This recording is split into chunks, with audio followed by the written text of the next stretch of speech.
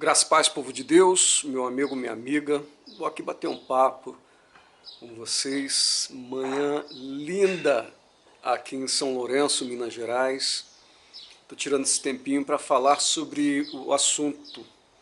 Filho de pastor, pastorzinho é. Já teve gente na minha timeline que falou, né? Filho de pastor, rebeldezinho é. Mas não é sobre isso que eu quero falar. Tá? Não quero falar sobre o comportamento dos filhos de pastores. Eu quero falar em si do incentivo, o que motiva um pastor a ter um ministério, né? A alugar uma loja, a construir um galpão, a fazer o registro, fazer o estatuto, ter tesoureiro, pastor presidente, pastores auxiliares, diáconos, obreiros e por aí vai. O que motiva? Qual é a motivação desses pastores? É óbvio, gente, é óbvio, tá? Que eu não posso generalizar de maneira alguma de que todos os pastores, né? Vamos falar assim, líderes ministeriais, todos os donos de igreja, né? De faixas, de placas, que todos tem uma motivação escusa. Não posso fazer isso de maneira alguma, tá? Eu preciso ser fiel, eu preciso ser leal a muitos pastores que pregam o evangelho de Cristo de verdade, que se doam, gastam e se desgastam pelo evangelho. Eu preciso ser leal a esses pastores. Porém, a grande maioria, o que a gente tem visto por aí, são pastores que estão criando para si uma marca. Primeiro é uma marca, tá? Tem que ter um nome, o nome precisa ser contundente, o nome precisa ser de impacto. E dentro desses ministérios o que acontece é sempre para causar impacto, para atrair pessoas para dentro desses ministérios. E o que a gente vê, né? Talvez você também tenha visto coisas piores do que eu já vi nessa minha caminhada, tenho mais de 40 anos de evangelho. E o que se vê por aí são pessoas criando verdadeiras empresas. Empresas que eles visam a expansão dessas empresas e não do evangelho de Cristo. E não para alcançar mais pessoas, para que pessoas sejam salvas, não. A motivação dessas pessoas não é essa, não é o amor ao próximo, não é o amor por vidas, não é o amor por almas. Essas pessoas, elas não estão indignadas com o que está acontecendo no mundo, elas não estão nem aí, elas querem saber dos seus teatros, né? E agora eu vou explicar por que eu chamo de teatros. Algumas igrejas se comportam como teatros. Tem um horário certo para começar o evento, todo mundo já está treinado, já ensaiaram durante a semana, já sabem exatamente o que fazer, tem lá a agenda direitinho, o que é feito em tal hora, primeiro isso, depois isso, a sequência dos fatos, né, dos acontecimentos dentro desse evento. E depois que acaba o evento, fecha-se o teatro, e todo mundo vai embora para casa já com hora marcada para a próxima exibição, para o próximo evento. Então pastores estão abrindo ministérios, né, líderes ministeriais estão abrindo ministérios que funcionam como se fossem teatros, né, só abrem no determinado horário, a não ser para fazer ensaio, né, que agora são só as pessoas que vão ali para ensaiar, para aprender a fazer o que devem fazer na exibição principal. E a visão deles, infelizmente, como eu disse, dessa grande maioria, a visão é ter um comércio, é ter uma empresa, algo que possa deixar para os seus filhos. Você veja que como identificar? Você veja que para identificar é preciso ver como é que esses líderes se comportam. Esses líderes não deixam nada na mão de ninguém. Esses líderes, eles não formam pessoas de confiança para essas pessoas assumirem caso os líderes morram, caso aconteça um acidente, caso aconteça algo que eles precisam ficar muito tempo fora. Não! Quem assume são os parentes. Quem assume é cunhado, quem assume é irmão, quem assume é a cunhada, é filho. Por isso que eu falei, filho de pastor, pastorzinho é. Porque a intenção desses líderes que abrem ministérios é deixar para a posteridade. É deixar para os seus filhos algum tipo de herança, para que eles tenham algum tipo de aposentadoria, alguma segurança financeira. Infelizmente é isso mesmo, tá? O assunto é só dinheiro. Eles não pensam mais em ovelhas quando coloca-se as cadeiras na nave da igreja, da congregação. Eles veem se a igreja está cheia e já visando o quanto vai arrecadar. Ah, meu irmão, você deve estar pensando agora, que isso, pastor, mas você está dizendo que a intenção deles é essa, a intenção do coração deles é essa? Pelos frutos nós conhecemos a árvore, não é isso que o nosso Salvador disse?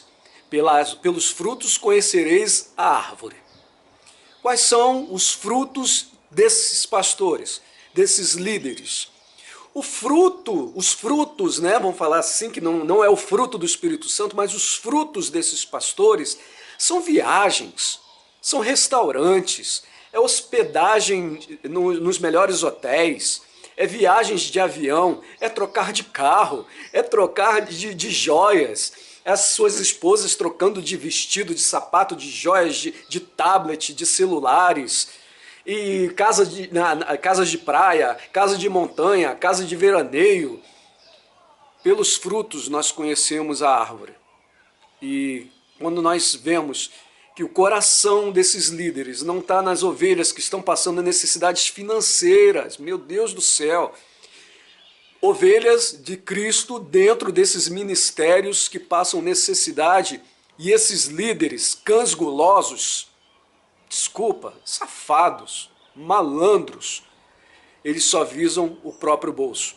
Eles abriram os seus ministérios apenas para garantia, para se garantirem financeiramente. Eles têm o dom da oratória. Eles são pessoas carismáticas, porém, o amor de Cristo não é visível nessas vidas, porque dói a gente que trabalha, né, com pessoas carentes, com necessitados, dói na gente ver uma pessoa passando necessidade e a gente não poder, não ter 10 reais para dar para a pessoa comprar leite, comprar um açúcar, um feijão. Dói. Imagina como é que não dói nessas pessoas. Essas pessoas, a conta bancária tem 50, 60 mil, 100 mil, e pessoas dentro do próprio ministério passando necessidade, com filho precisando tomar remédio, com parentes desempregados, precisando comprar comida, precisando comprar gás, e o máximo que fazem, né? Vem cá que eu vou orar para que Deus abra uma porta de emprego para você. Essas pessoas não estão precisando de oração. Gente, essas pessoas estão precisando do amor de Cristo. Essas pessoas estão precisando de dinheiro para pagar suas contas. Essas pessoas estão precisando de dinheiro para comprar alimento, que senão elas vão morrer. E aonde elas veem o socorro? Eu nem queria entrar nesse ponto. Eu nem queria entrar nessa questão, nesse métier, mas eu preciso entrar. Essas pessoas de ministérios vão encontrar ajuda, auxílio, amparo, refrigério, aquela mão amiga estendida, sabe em quem? No samaritano. No samaritano. O samaritano é o simbolismo daquela pessoa que é contrária a Israel, contrária aos judeus.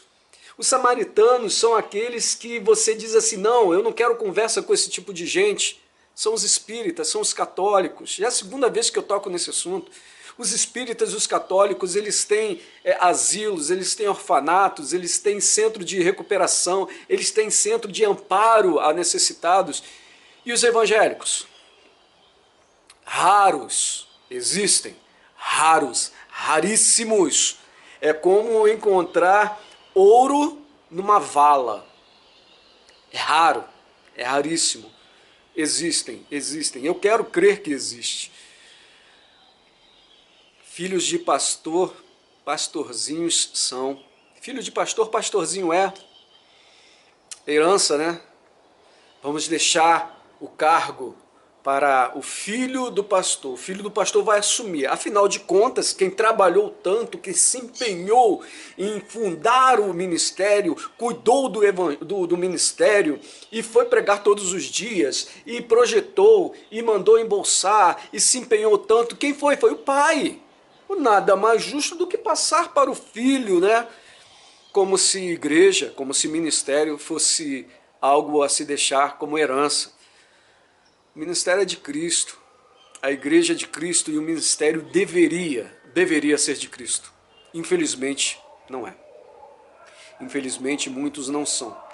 E eu convido você a identificar se o ministério onde você congrega é esse tipo de ministério que eu acabei de dizer aqui. Acabei de explanar, acabei com todas as palavras, com todas as letras. Malandros, perdão novamente, safados. Pessoas que estão empenhadas em botar dinheiro no bolso e não tem amor ao próximo. Se você conhece alguém da sua igreja, do seu ministério, da sua denominação que está passando por necessidade financeira, leve ele até o pastor, até o líder, e veja o que esse líder vai fazer por esse necessitado, por essa mulher, essa senhora que está passando necessidade, por esse seu irmão que está precisando, que está passando por uma doença, não pode se locomover direito. Vamos ver, veja o que o seu pastor, né, o que o seu líder denominacional, ministerial vai fazer a respeito disso. Se ele vai somente orar, fazer uma oração, clamar a Deus para que Deus mude essa situação, ou se ele vai meter a mão no bolso, como um samaritano. O samaritano, ele meteu a mão no bolso, ele pagou hospedagem, pagou tudo e ainda disse, se gastar mais do que isso que eu estou pagando agora, parábola do bom samaritano, se ele gastar mais, na volta eu passo aqui e pago. As pessoas, muitas pessoas, estão precisando que você se desgaste, mas que gaste também pela obra, tá bom? Que esse vídeo tenha sido de bênção para a tua vida, para você identificar quem são os cães gulosos. São as pessoas que enriquecem com a obra e não enriquecem a obra. Profundo isso. Pessoas estão entrando no evangelho para enriquecer com a obra e não para enriquecer a obra.